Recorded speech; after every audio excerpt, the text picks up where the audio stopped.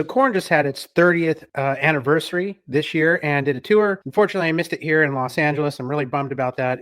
I've seen video of it. It was a great show. I'm a Bakersfield guy who grew up in the 90s, and KoRn was, the band. I found this old Circus magazine from August 1997. Seems like it's kind of lost in time. I'm going to share some of the pages of it. So here's the cover. This is the Lollapalooza 1997 issue. I went to this and I went mainly for KoRn. I also went for Prodigy and Tricky, but KoRn was the main reason that I went. And unfortunately, James Schaefer, Monkey, was sick for part of this, and they could not play the one that I went to. It was out in San Bernardino, California. But this issue of Circus is setting up that, and there's a cool interview with Jonathan Davis. This magazine in general is something that's lost in time. It just has really cool profiles on bands. This one has a profile on Garbage. There's a calendar in here. Very cool pictures, of course. Let's just read some of this interview. So this interview is with Jonathan Davis by Gabriella. That's the only credit. Photo credits by George the Soda. Gabriella writes, We're not playing with his. Oh,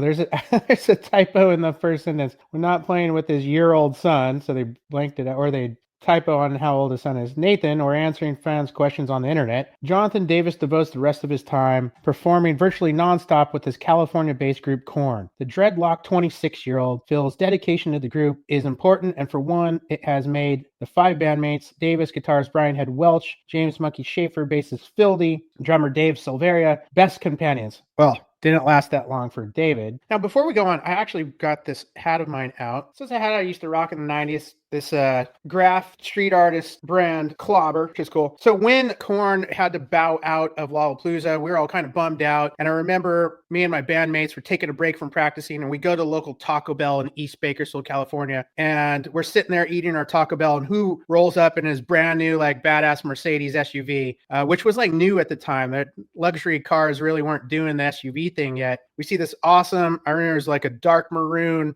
Mercedes SUV rolls up, and sure enough, Fieldy and his girl roll in. Fieldy orders some stuff, sits next to us, and we're like, hey, Reggie, Fieldy, what's up? And we talked to him for a little bit, told him about our band, and told him how we were bummed that KoRn wasn't playing Lollapalooza. And he said, don't worry, we got something in store. And that ended up being Family Values. This happened to have the VHS of the Family Values 98, which I went to. I think, the one I went to was at the Cow Palace in San Francisco area, Bay Area, which was a trek for Southern California dude like myself. Me and my buddy Carlos went, I think. Anyway, so we're sitting there at Taco Bell, and I had Fieldy sign my hat. You can barely see it. It says, Ben, what up, Fieldy? But that was all around this same time period. So this is a really interesting little time warp. So back to this interview with JD. Davis says, we are all great friends, and that is the only way for us to work together. All that touring, we spend so much time together. If we would be in it just for money or the fame, I don't think we would still be together. We've been on the road a long time and played together so much that we've grown a lot as a band. There's a few pages of this interview, which I'll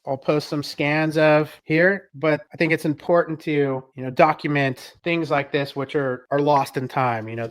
These types of magazines, they still exist to some degree, but not on the level that they did. These smaller publications, you can still find great guitar magazines, but just ones that are totally obsessed with what's going on in the rock world, kind of lost art.